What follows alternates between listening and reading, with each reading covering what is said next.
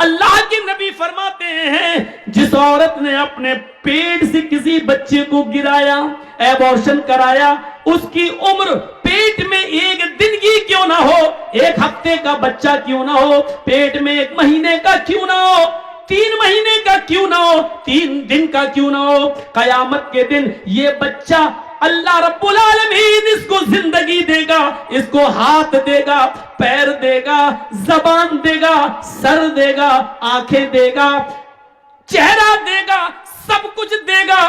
جاء یوم القیامہ ومعلقم بین ثدیہ، یہ بچہ اپنے ماں کی دونوں پستانوں سے لٹکا ہوا آئے گا، اپنے ماں کے دونوں سینے سے لٹکا ہوا آئے گا، قیامت کے دن اس حال میں آئے گا کہ یہ بچہ اپنے ماں کی پستان سے دودھ چوس رہا ہوگا، دودھ کھینچ رہا ہوگا۔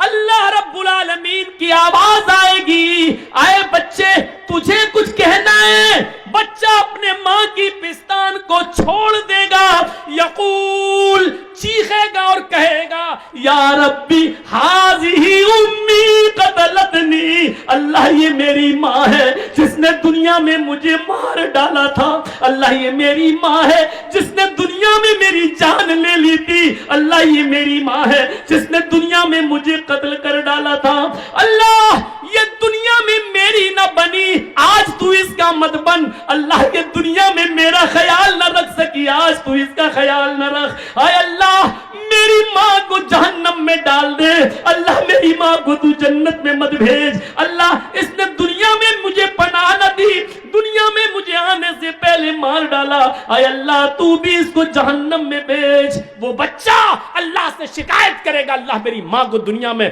جب اس نے مجھے نہیں وجود میں لائی تو تو اس کو جنت میں کیسے بھیج سکتا ہے، اے اللہ میری ماں کو تو جہنم میں ڈال دے۔ وہ بچہ اپنی ماں کو اللہ سے فریاد کر کے جہنم میں بھجوا دے گا۔ اگر کسی ماں نے، کسی عورت نے اگر یہ جرم کیا ہے تو جاؤ فجر کی نماز سے پہلے پہلے مصلی بچھاؤ، سجدے کرو اور اپنے روٹھے ہوئے رب کو منا لو، شاید اس کو رحم آ جائے تو تمہیں توبہ قبول کر کے بخش دے، ورنہ امید بہت کم ہے۔ جس نے دنیا میں اپنے بچے کو گرایا، تم تو حلال بچے گرا رہی ہو، اپنے شوہر کا بچہ گرا رہی ہو، صرف اس لیے کہ 3 لڑکیاں 4 لڑکیاں پہلے سے، چوتھی بھی لڑکی نہیں چاہیے، صرف اس لیے۔ اسلام نے تو حرام اولاد بھی گرانے کی اجازت نہیں دی، ناجائز بچہ بھی مارنے کی اجازت نہیں دی۔ وہ ایک عورت آئی تھی اللہ کے رسول کے پاس جس سے زنا ہو گیا تھا، حرام کام ہو گیا تھا، کہہ رہی تھی اللہ کے رسول مجھے پاک کر دو۔ اللہ کے نبی نے کہا کیا ہوا؟ کہا ایسا ایسا ہو گیا۔ آپ نے صحابہ سے کہا اس کو مار ڈالو، پتھروں سے ختم کر دو۔ صحابہ نے کہا اللہ چلو، اس نے کہا اللہ کے رسول میرے پیٹ میں بچہ ہے، اسی زنا کی پیداوار ہے۔ اللہ کے نبی نے کہا تو غلطی تیری ہے، تیرے پیٹ کے بچے کو کیسے مارا جائے؟ ابھی تجھے ماروں گا تو بچہ بھی مر جائے گا، جاؤ جب بچہ پیدا ہو جائے تب آنا۔ جب بچہ پیدا ہوا تب آئی۔ اللہ کے رسول نے کہا ابھی بھی تجھے نہیں مارا جا سکتا ہے کیونکہ ابھی بچہ تیرا دودھ پیتا ہے، اس کے ہونٹوں میں دودھ لگا ہے، اور محمد ظالم نہیں جو اس بچے کا حق مار دے، نہیں ابھی اس کو دودھ پلاؤ، جب روٹی کھانے لگے تب آنا۔ سوچو، حرام بچہ تھا، ناجائز بچہ تھا، جنگل میں بکریاں چرانے والے کسی چرواہے سے اس عورت نے زنا کر لیا تھا، پہاڑ کی کہ دامن میں زنا ہوا تھا، جنگل میں جھاڑی میں زنا ہوا تھا، لیکن اللہ کے رسول صلی اللہ علیہ وسلم نے اس ناجائز بچے کو بھی گرانے کی اجازت نہیں دی، جبکہ اس بچے کا باپ اس دنیا میں پتہ نہیں کون ہے، نہ اس نے ایکسپٹ کیا کہ میرا بچہ ہے، اور آج تک حدیث کی کتابوں میں اس بچے کا باپ کا پتہ نہیں ہے کہ کون ہے۔ میرے بھائیوں ذرا تصور کرو، اللہ چاہتا تو نبی کو بتا سکتا تھا کہ اس بچے کا باپ فلاں ہے، لیکن اللہ نے بھی نہیں بتایا، اس لیے کہ کسی کا معاملہ چھپا ہے تو چھپا رہنے دو، شاید وہ توبہ کر لے اور اللہ رب العالمین اس کو معاف کر دے۔ لیکن اگر کسی کو معلوم ہے تو اس کو ننگا کرنے کی ضرورت نہیں ہے، اگر کسی کا عیب چھپا ہے تو اس کو چھپانے کی کوشش کرو، کسی کی برائی چھپی ہے تو چھپاؤ، اس کو اجاگر مت کرو، اس لیے کہ توبہ کے دروازے کھلے ہوئے ہیں۔ اللہ رب العالمین کب کس کو بخش دے اور کس کو معاف کر دے۔ سن لو میری قوم کی بیٹیوں، سن لو میری سماج کی ماں، اوہ سنو، اللہ کے نبی فرماتے ہیں تھوڑا سا اور اگر یہ بیچاری کپڑا اپنا نہ دکھائیں کسی کو، ساڑی کتنے کی، تو کہاں سے لی، چانچل میں کہاں ملتی ہے, کون سی دکان میں ملتی ہے. یہ تھوڑا سا اگر یہ اپنی چونچیں بند کر دیں تو بڑی مہربانی ہو.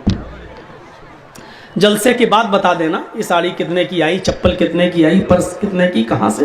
تھوڑا سا جلسے میں تھوڑا سا آپ خاموش ہو جائیں. اور اگر سمجھ میں نہیں آ رہا ہے تو جائیں, کوئی بات نہیں, کوئی فرض تھوڑی ہے جلسہ سننا. لیکن سنیں گی تو کچھ تو سمجھ میں آئے گا. جب ہندی کے سیریل سمجھ میں آ جاتے ہیں, ساس بھی کبھی بہو تھی, جب یہ سمجھ میں آ جاتا ہے تو ہماری بات کیوں نہیں سمجھ میں آ رہی ہے؟ آئے گی انشاءاللہ. ہم تو بہت آسان, بہت ہم سلو بول رہے ہیں. کوئی بمبئی اور حیدرآباد میں بول رہے ہوتے تو ابھی تک ہم کتنی اسپیڈ ہوتی ہے ہماری. ہم بہت سلو بول رہے ہیں صرف آپ کو سمجھانے کے لیے. تو سیریل سمجھ لیتی ہو, ہندی فلمیں سمجھ لیتی ہو, ہندی گانے سمجھ لیتی ہو, تو میری بات بھی سمجھ لو گی انشاءاللہ.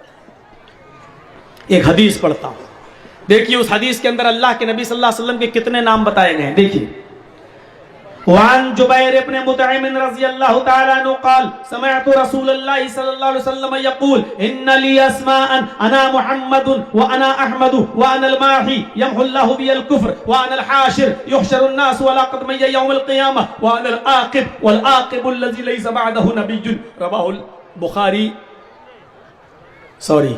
رواہ مسلم فی کتاب الفضائل. یہ حدیث امام مسلم کتاب الفضائل میں لائے, میں نے ایسے ہی پڑھ دی ہے. سنیے, حضرت جبیر ابن مطعم فرماتے ہیں کہ اللہ کے نبی صلی اللہ علیہ وسلم نے فرمایا میرے چند نام ہیں, ان ناموں میں پہلا نام کیا ہے؟ انا محمد, میرا ایک نام محمد ہے. چاچا کہاں جا رہے ہو؟ بیچ سے نہ اٹھا کرو, پیشاب کرنے جا رہے ہو؟ ہم نے سوچا گھر جا رہے ہو. اب اس عمر میں گھر جا کے کیا کرو گے؟ بیٹھیے بھائی. انا محمد, میرا ایک نام محمد ہے. 5 نام بتا رہا ہوں, وہ کہاں گئے؟ اب آواز آ رہی ہے نا؟ صحیح آ رہی ہے؟ ٹھیک ہے. انا محمد, سنیے 5 نام میں کسی کو بھی کھڑا کر کے پوچھ سکتا ہوں یہ 5 نام کون سے ہیں. اس لیے جس کو بھاگنا ہو ابھی بھاگ جاؤ, ان دونوں کو بھگاؤ جلدی سے سامنے سے. اصل میں جب میرے سامنے کوئی کھڑا ہوتا ہے تو میں ڈر جاتا ہوں. اس کی وجہ کیا ہوئی؟ حیدرآباد وغیرہ میں ایسے کوئی سامنے سے کھڑا ہوا تو میں سمجھا جا رہا پیشاب کرنا ہے, لیکن وہ آیا اور سیدھا میرا مائک پکڑ کے پھینک دیا. کیا بول رہا ہے؟ اس کے بعد انڈے, ٹماٹر, آلو سب چلے, چپل, جوتے, کرسی سب پھینکی گئی. تو میں اس دن سے ڈر گیا ہوں کہ ایسا تو نہیں کہ یہ مائک پکڑنے آ رہا ہو. تو سامنے سے مت آیا کرو, میں بھول جاتا ہوں کہ کیا میں بول رہا تھا. پیچھے اٹھ جا کوئی بات نہیں, لیکن سامنے ہی آپ اٹھ جاتے ہیں تو میں ایک دم ڈر جاتا ہوں. یہ حیدرآباد میں تو تقریر نہیں کر رہا ہوں, کہیں ایسا لگتا ہے میرا دماغ وہاں پہنچ جاتا ہے. تو یہ 5 نام یاد رکھنا. انا محمد, میرا پہلا نام, ایک نام کیا ہے؟ محمد. وانا احمد, اور دوسرا نام میرا کیا ہے؟ احمد. ایک نام محمد اور ایک نام احمد. تیسرا نام وانا الماحی, میرا ایک تیسرا نام ہے ماہی, مٹانے والا, گناہوں کو مٹانے والا, گناہوں کو ختم کرنے والا. تیسرا نام ماہی. چوتھا نام حاشر, حاشر جمع کرنے والا, اکٹھا کرنے والا. یحشر الناس علی قدمی یوم القیامہ, قیامت کے دن اللہ سب کو میرے قدموں تلے جمع کرے گا. حدیث میں آتا نا کہ سب لوگ اپنے اپنے نبیوں کے پاس جائیں گے اور سارے نبی منع کر دیں گے کہ نہیں, ہم تو تمہاری کچھ نہیں مدد کر سکتے ہیں, تم سب اللہ کے رسول محمد صلی اللہ علیہ وسلم کے پاس جاؤ, وہی کام آ سکتے ہیں. آدم علیہ السلام کہیں گے مجھ سے بھی خطا ہو گئی تھی, میں نے جنت میں یہ شجر ممنوع جو منع کیا گیا تھا پھل کھا لیا تھا. یونس علیہ السلام کہیں گے نہیں صاحب ہم سفارش نہیں کر سکتے, ہم نے بھی اللہ نے حکم نہیں دیا تھا اور ہم اللہ کا کہنا مانے بغیر ہم چلے گئے, سمندر کی مچھلی نے ہمیں نگل لیا تھا. سب لوگ اپنا اپنا قصور بتا کے پلہ جھاڑ لیں گے اور سب اللہ کے نبی کے پاس بھیج دیں گے. سارے لوگ جناب محمد رسول اللہ کے پاس جمع ہو جائیں گے. تو کہا حاشر, سب لوگ جمع ہو جائیں گے قیامت کے دن میرے قدموں کے پاس, میرے پیروں کے پاس. تو ایک نام کیا ہے؟ حاشر, جمع کرنے والا. 4 نام ہو گئے نا, محمد, احمد, ماہی, حاشر, اور 5واں نام عاقب. عاقب کے معنی ہوتے ہیں پیچھے آنے والا, بعد میں آنے والا, لاسٹ میں آنے والا. والعاقب الذی لیس بعدہ نبی, اللہ کے نبی نے کہا میں سب کے بعد آیا ہوں, یعنی میرے بعد اب کوئی نہیں آئے گا. میں لاسٹ ہوں, انا خاتم النبیین لا نبی بعدی, میں آخری نبی ہوں اور میرے بعد کوئی نبی نہیں آئے گا.